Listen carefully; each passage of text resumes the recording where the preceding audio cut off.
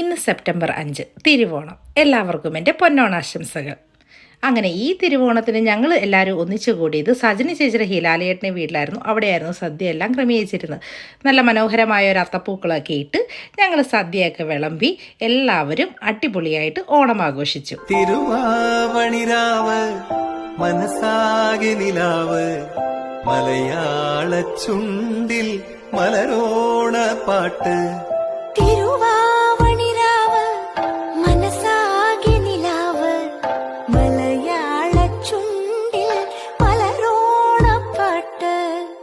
മാവിൻ കൊമ്പേറുന്നൊരു പൂവാലിക്കുയിലേ മാവേലി തമ്പ്രാന്റെ തിരുവാവണിരാവ് മനസാകെ നിലാവ് മലയാള ചുണ്ടിൽ മലരോണ പാട്ട്.